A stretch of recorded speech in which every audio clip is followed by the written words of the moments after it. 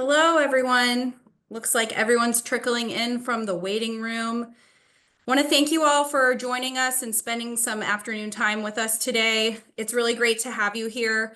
My name is Kirsten Reed. I am the Executive Director of Middle Tennessee SHRM, and we have a really great presentation for you today from our sponsor, HireLevel. I really want to thank them for bringing this content to us today, and really thank Summer Vanderbilt for sharing her expertise.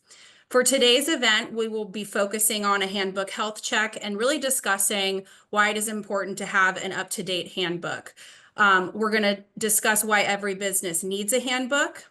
We're going to discuss some of the essential elements that every handbook must include. And then Summer will dive into how to leverage your handbook to ensure that your company is protected from any risk. So without further ado, I will hand it over to you, Summer. All right, thank you, Kirsten. I hope you all can hear me and see everything.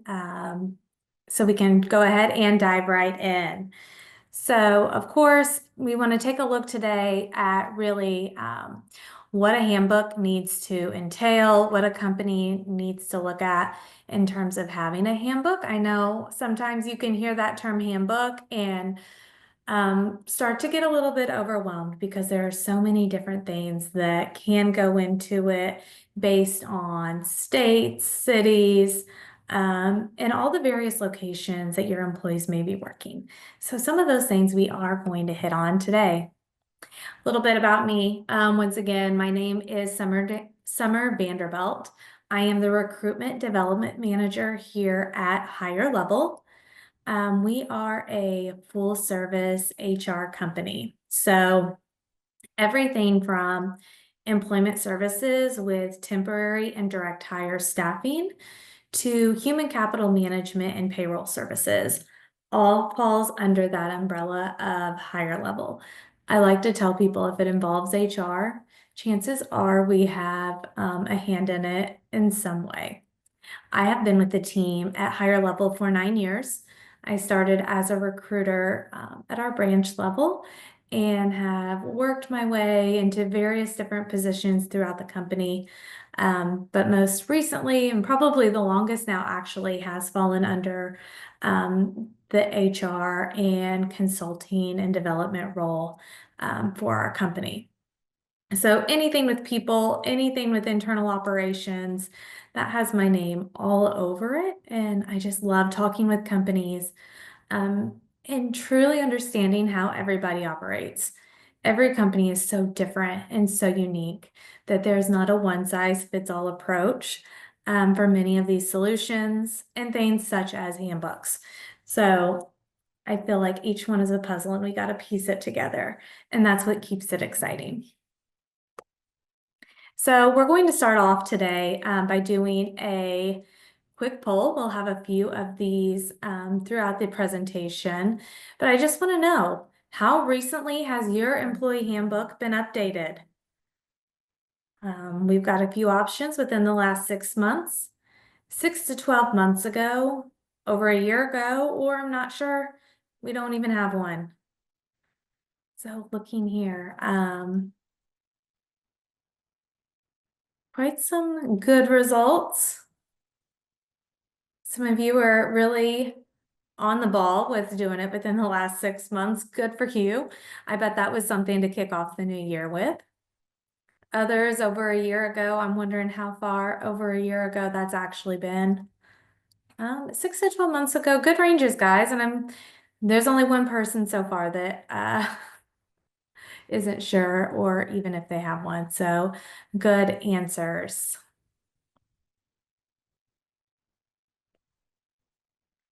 Kirsten, I'm not sure. Do I need to hit share results or how do I remove this? It should not be sharing anymore. You can move forward unless Close you it. still. I can close it. Yep. Okay. Thank you. Yeah. All right. So back to that company handbook. Why do we need to have one? Really, what's the meaning behind it? And what is the importance of it for companies? So really, this is going to be used to define your different policies and procedures really there within the company. The policies and procedures around different state-specific laws, federal-specific laws, and then just procedures that you as a company want to put in place and have very clear expectations about. It's a wonderful way to go ahead and set the groundwork from day one during that onboarding process of what is expected of that employee. Creates very clear communication for them. And so that we can say things are consistent and all employees are being treated the same. They're all receiving the same information. They're not hearing it secondhand by somebody else's interpretation. It's provided to them in plain black and white in the clear policies that they need to see. And then, of course, compliance, that's our favorite thing around here, right? Especially with HR, making sure that the company is staying compliant with all of the different labor laws and regulations that are put into place. My favorite thing about a handbook is that, and I hit on it a moment ago, these documents are customized for your company, looking at how you can put your own personal spin on something that for new hires can sometimes be pretty boring, right? Reading through policies and procedures and different labor laws that they're following, putting your own company's core values and mission into it and how they're approaching all of these different things really can take that document that's kind of drab and boring and make it unique. It's the very first impression that a new hire is going to have of your company. So by showing, you've put enough time and commitment and dedication into this document of what they're going to be presented, really does create a good first impression.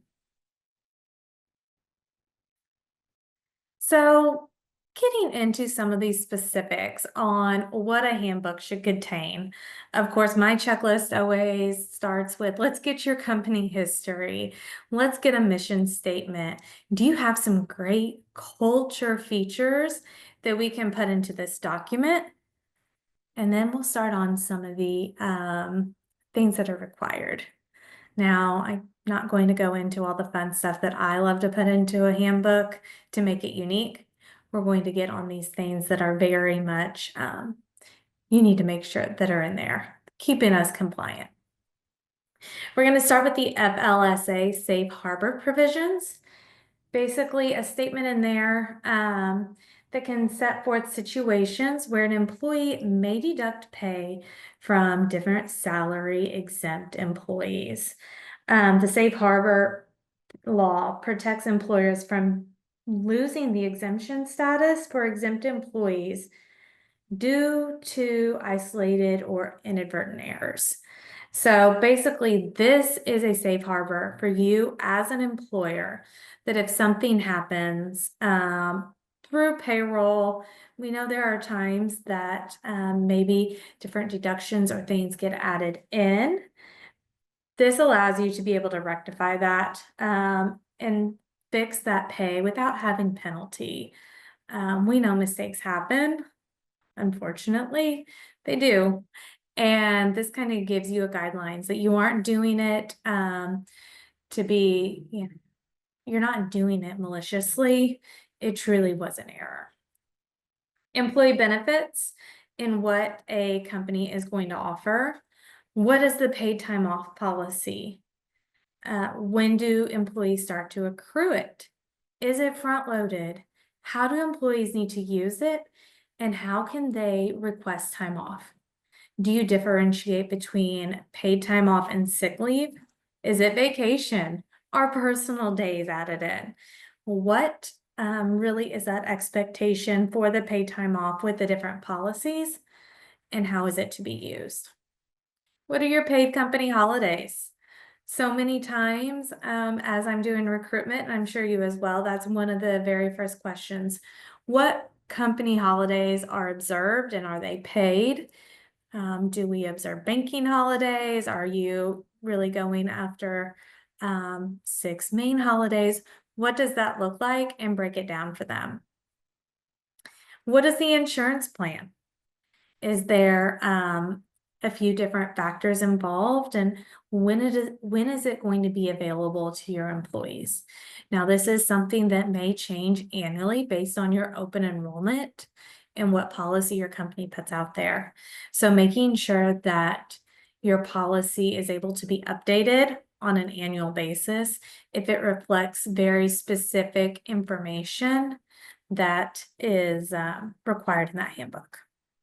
If it's something that, we do offer an employee insurance plan, this is available at 90 days of employment. Please see HR for policy. You can create it that way so that it's not something that has to be updated on an annual basis. Or if you want to get into the very specifics and lay that out in the handbook, that's up to your discretion. A retirement plan. Are you offering a 401k with a company match? Once again, when does that start for employees? What are their expectations with this? What is the company's expectations? And just really, what does that look like? Does it start at 90 days? Does it start at a year? And then we know as time has progressed, companies have gotten very creative in some of the other benefits that they are offering to their employees.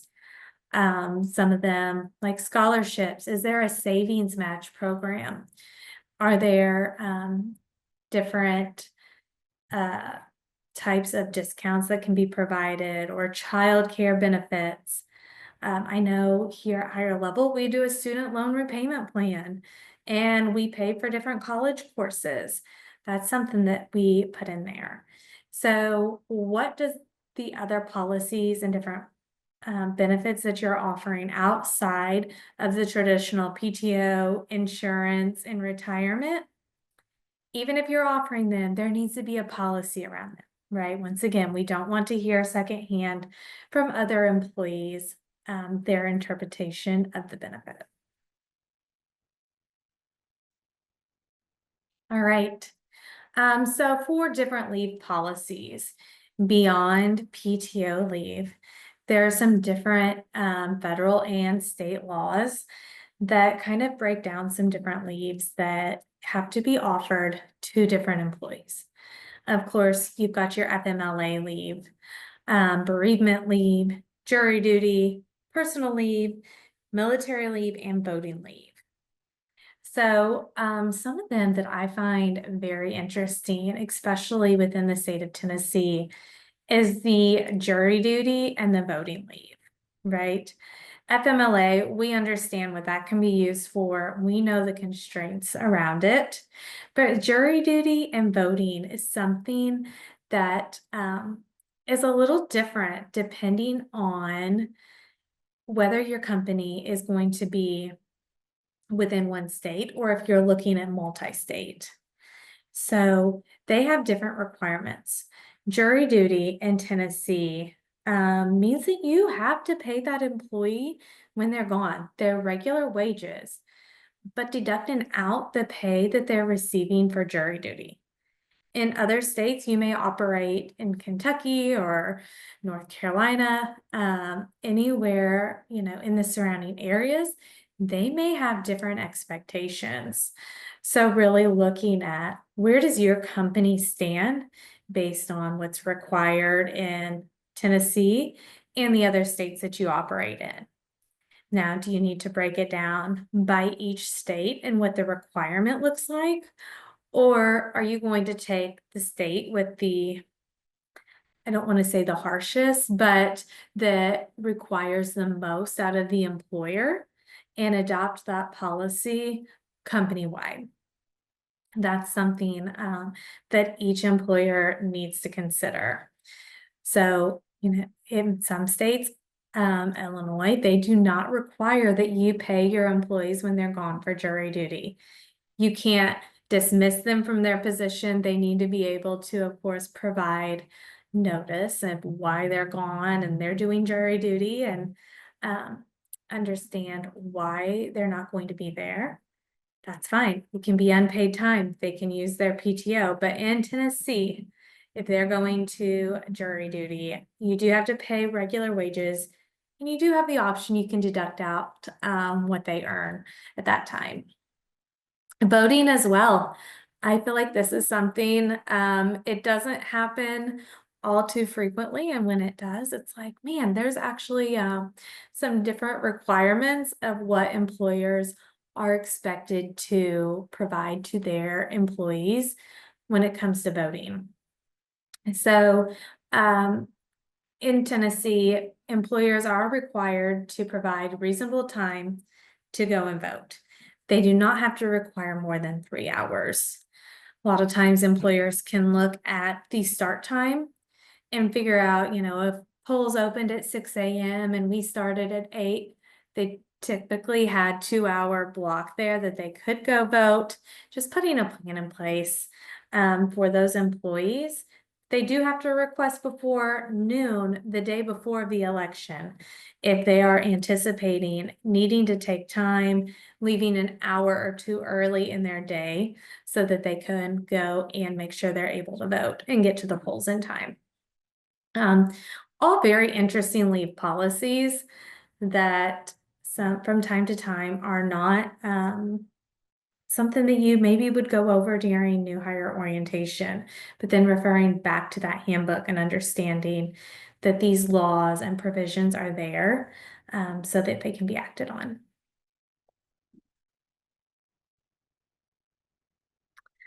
All right, next we're going to hit on the Tennessee Maternity Leave Act. So when looking at this, you may think, how does that differ really from FMLA and what's provided to employees because of FMLA? So, the Tennessee Maternity Leave Act was put into place back in 2005. It needed to be included in all handbooks published after May 27th of 2005. And it allows up to 4 months of leave for any employees at companies 100 or more. So they must have worked at least 12 consecutive months, though, prior to needing this leave, and they must be full-time employees. So you can't have part-time employees or anything like that. Full-time employees of at least 12 consecutive months. And they have to provide a 3-month notice of needing to use this leave. It can be used for adoption, childbirth, anything like that that really falls under the Maternity Leave Act. So this can be taken at the same time as your FMLA. It does allow the employee to come back into their position after this is ended. So really the difference here is that this provides an additional 2 weeks of leave that employees are going to be able to take. Of course, the requirement is at least unpaid leave. If an employer, chooses to make this a paid leave, that is up to their discretion. But to follow the Tennessee Maternity Leave Act, it does need to be unpaid. It does have to be at least unpaid of the 4 months. All right, so we're going to go into our next question here.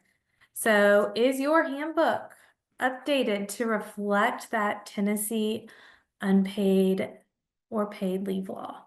Anything with jury duty, voting, parental leave?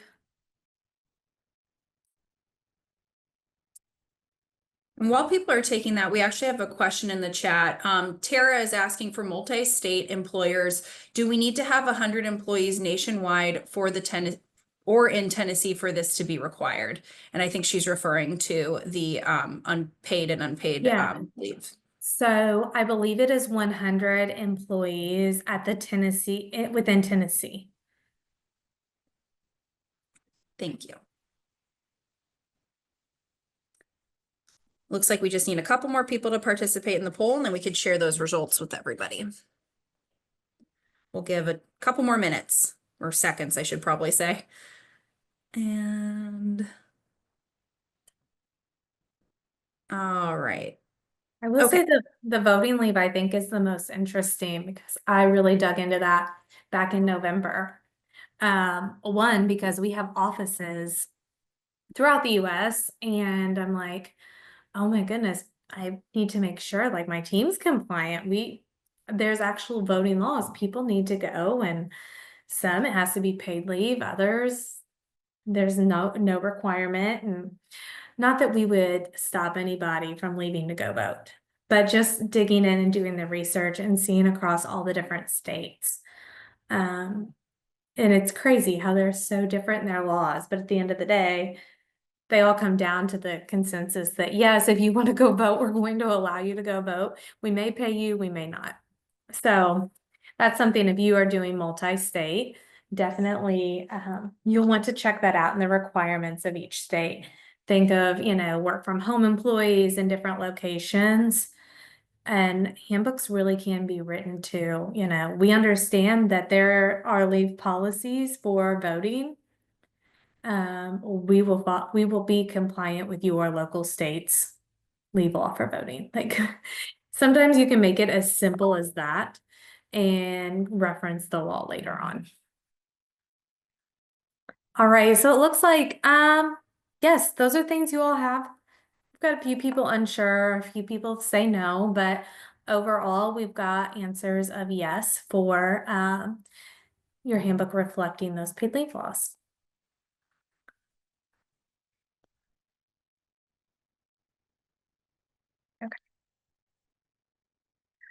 All right, so let's get a little further into some different workplace policies.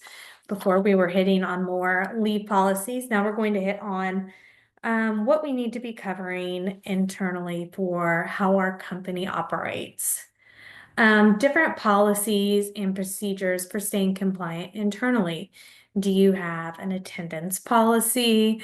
Do you have different computer policies or policies on how to be asking off for work? So just things that you need to go over with employees on how they can stay compliant and do what is expected of them. Then we also need to make sure we're having different harassment and discrimination policies. So ensuring that your employees, if they feel, there is harassment going on or different discrimination, how do they go about reporting that? What do their steps within the procedures need to be? Who should they notify? And what steps can they expect to be taking with the company's stance on it? Are you a company that drug tests? Is there different drug testing policies? Do you have a random drug testing procedure that once a month employees may be selected? And should they decline? Should they fail? What are the expectations after that? What should happen? And kind of what does that follow through? Other various rules that you may have in place. Cell phone policy, is it to be used at work? Is it put away? Are you at a place where visitors can be accessing? Or is it a no visitor zone? Different areas you can be going into. Is there a smoke break allowed? Is there a designated smoking area? What is the dress code? What are those expectations? Any of those rules like that. This is a great place to go through and put that in here so that it is very clear. There's a question in the chat, Summer. Laura is asking, are these should items the handbook should contain, or are there anything that you would differentiate as must items in terms of harassment and discrimination policies, which of course is definitely a must? Yes, so that's going to be a must. I think when I say should, I mean must. It should be in there. That is it must be in there. Yes. Um, if you have an annual training that is completed, that's a great place to put this in with the harassment and the discrimination, making sure that that's in there and that it's being completed on an annual basis if that's part of your company's policies and procedures. If this is definitely just a notification of this is how the harassment and discrimination policies are handled here, that's where that needs to go as well. All right. This is also a place to put down your disciplinary procedures and the steps that are taken and that can be expected, should disciplinary action needed to be taken. All right. So what steps are you using? Do you have processes such as verbal, written, probationary or time off, and then termination?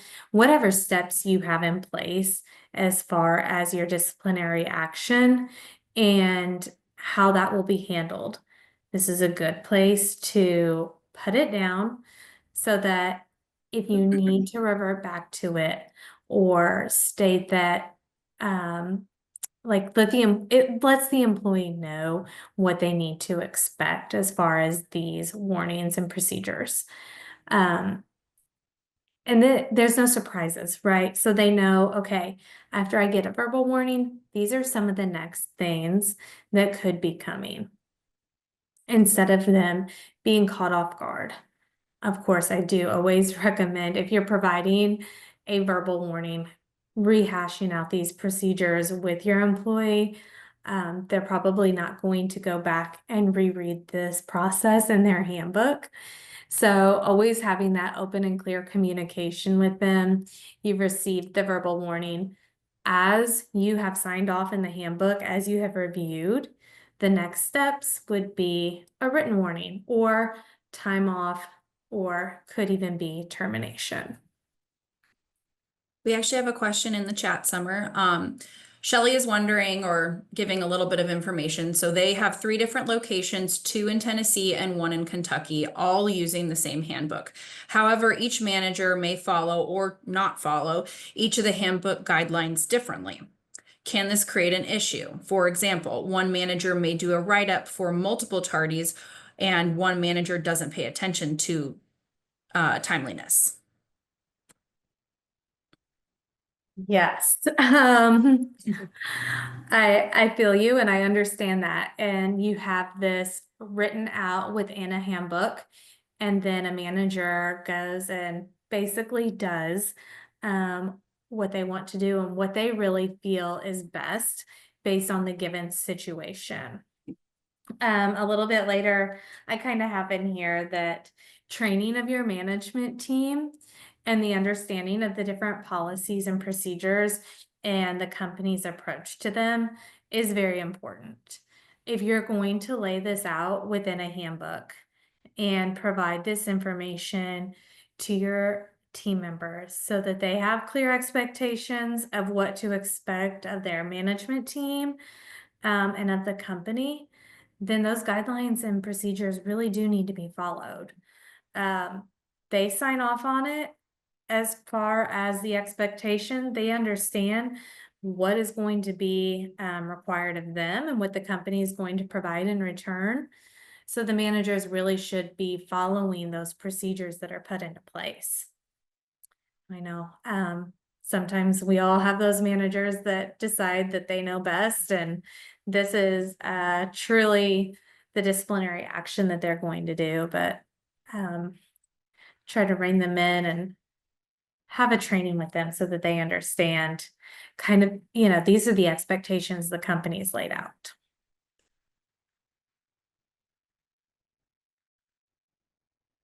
All right. Um, Avoiding contractual obligations, of course. Tennessee's an at-will state, right? At the end of the day, if somebody has definitely broken policy and violated different policies, it can be grounds for termination, if it's something pretty severe. So, you can, if you want to with your multi-state and you feel like maybe you could add in phrases like, we retain the right to modify. Whereas a company can modify it. I would say that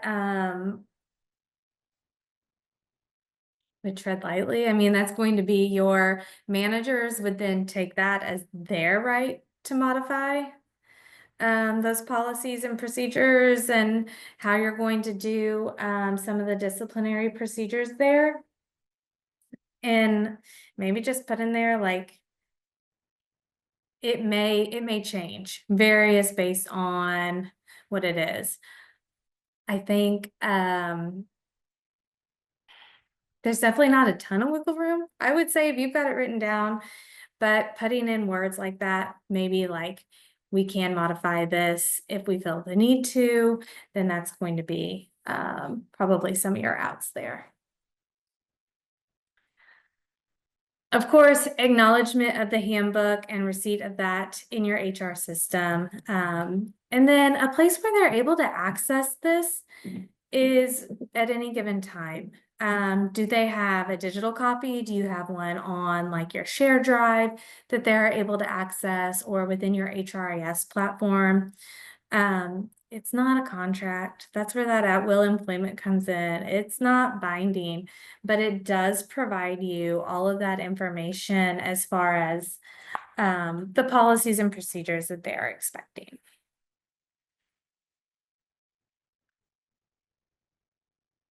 That acknowledgement form, of course, that policies may be changed or revised.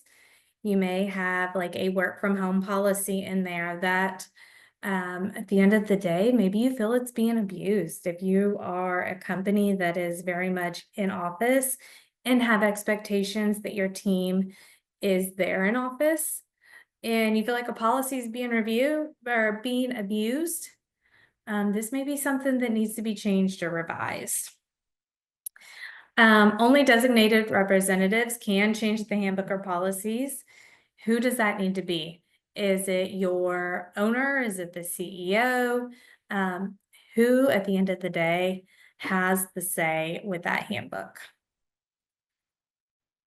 Back to the training of your team, training those managers and supervisors of the different policies and procedures where maybe there are some areas that can be changed with some different enforcement rules. But at the end of the day, you want to remain consistent and staying even within your team.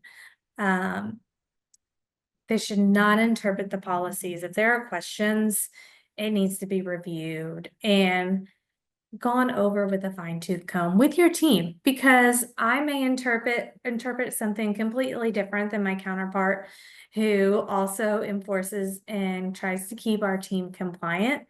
They may have a total different interpretation of things, and that's totally fine. That's the time when we put our minds together and really come through with a clear and consistent policy that's going to make sense for everyone. I'm always the person that questions every policy we put in place. And I think that's because you can read through the gaps. Where is somebody going to ask a question about this? Try to have that in your policy as you're looking at it. Know your team members, know what questions they have in mind, and try to answer them before you put that policy out there. Summer, before we move forward, and I'm sorry if you're gonna talk about this a little bit further, but we have a question about, including what to include in the handbook specifically. So Laura is asking or wondering if you would recommend including all employment classifications, e.g., part-time, full-time, exempt, non-exempt in the employee handbook, even though it might not apply all the time when the handbook is created. Is it important to have them in there anyway? I think so, yes, because if you have an employee who is maybe working full-time hours and that's their intended schedule is full-time hours, and then something happens and they're cut back to 25 hours, and it's happened pretty consistently, and benefits end up changing, or because your health insurance requires that they work X amount of hours and they're not hitting that.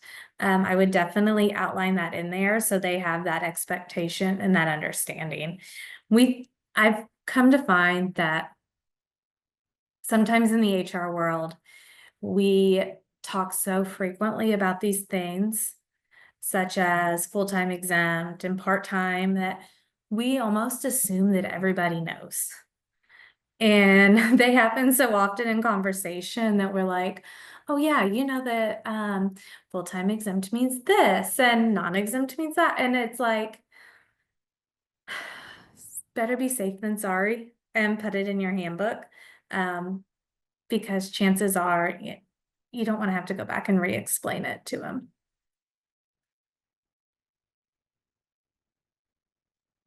Great, thank you. Any other questions in there popping up that you want to, are you good? Nope, we're good. We can keep Okay. going.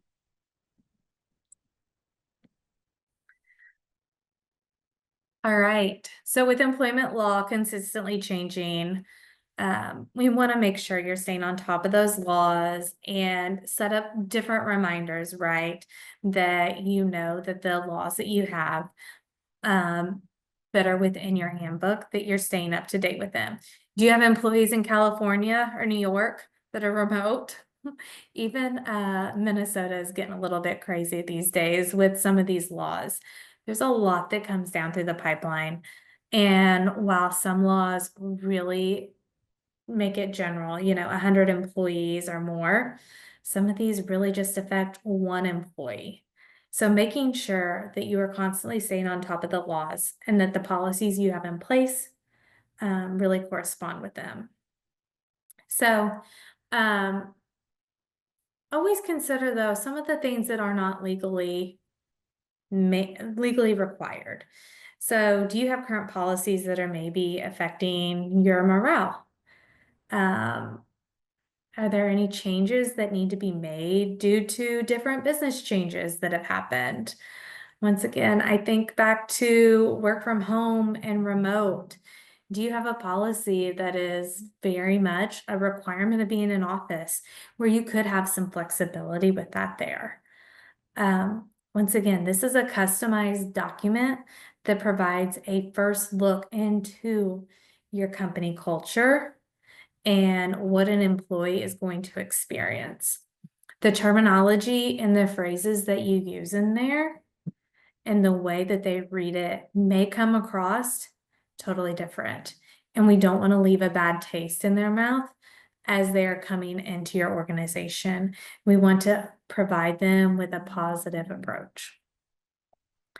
Have any current policies generated any lawsuits? Are they not worded the way that they need to be? And do they comply with current law? Are we really verifying that these are the laws and the expectations that we need to be following and putting forward? All right, so as you're thinking about your handbook, kind of what are your biggest challenges with it? Is it keeping up with legal challenges, making it user friendly, or addressing any hybrid or remote work schedules?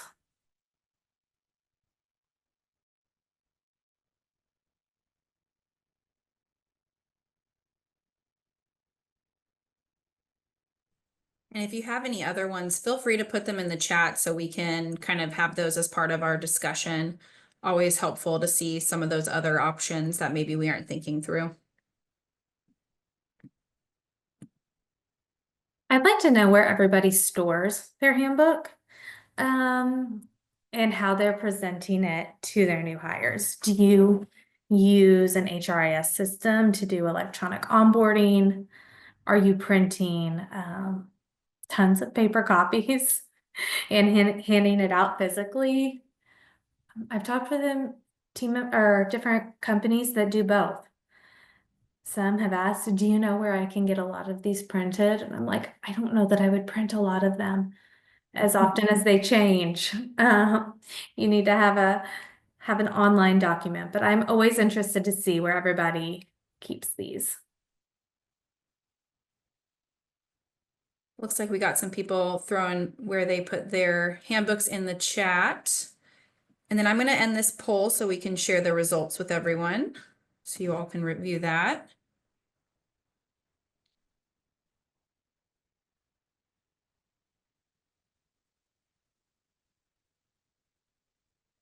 Looks like Okay. a lot of folks put it on HRIS, intranet, SharePoint. Some are printing, kind of a variety.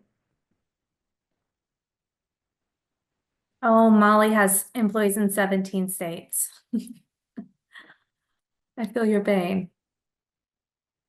Just when you think you're up to date on everything, you have a state sign another law.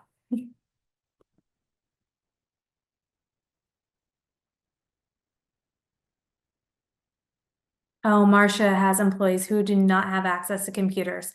That's what I end up hearing a lot of, is that some companies truly would love to be able to provide a digital copy, put it in their SharePoint, add it in the HRIS. So it goes out with onboarding, they're able to review it, but they just have employees that aren't as tech savvy.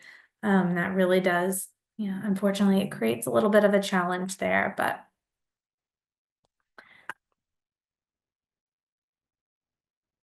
All right.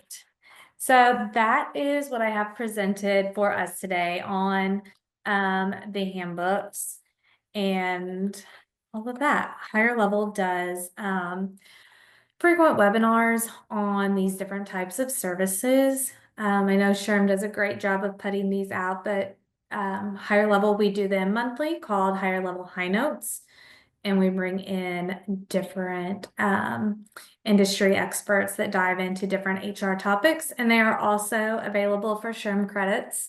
So putting that plug in here, if you're looking for elsewhere to get free SHRM credits, Higher Level has you covered there.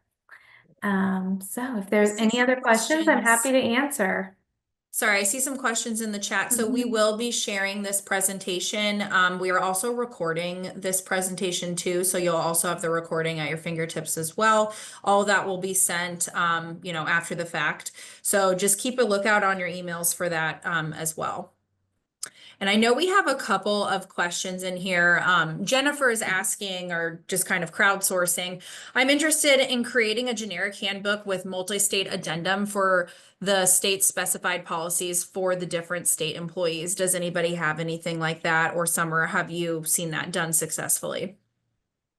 Yeah, so Higher Level with our HR consulting, we do put together handbooks. And we can get as customized on that as you would like. So if you would like to get in touch with me, I'm happy to kind of go over that with you. And then Molly's asking if you have any insight on handbook policies that addresses employee uses of AI tools like ChatGPT, for example. Yeah, so that goes back to those custom policies and procedures and your company's stance on them. It probably falls into the computer usage era as well and updating that. So it's really going to be based on what's the company's policies and procedures and putting it in there.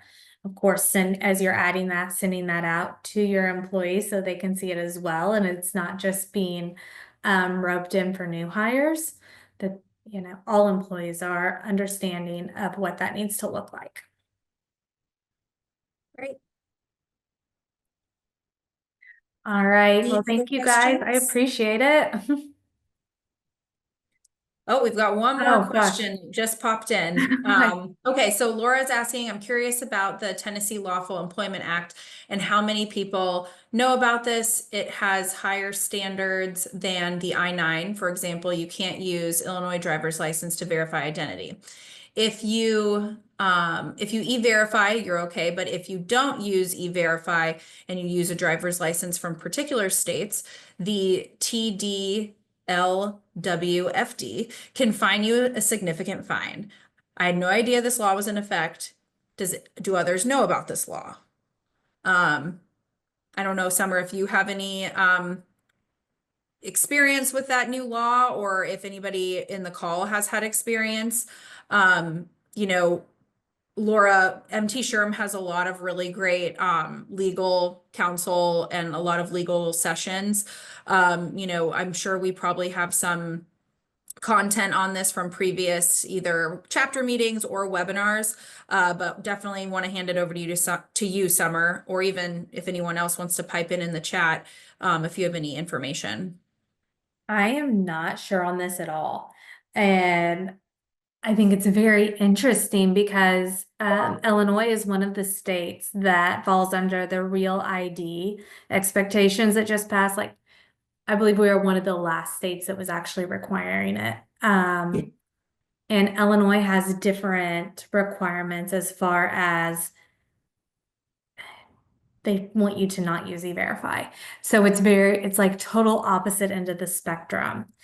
Um, I think it's crazy as well, but I'm writing that down. I'm going to look into this probably as soon as I get back to my office and check this out. But I did not know this law was in effect, and I try to follow Tennessee very closely for their different legal updates. So if anybody else knows about it or has had any example with anything happen with it.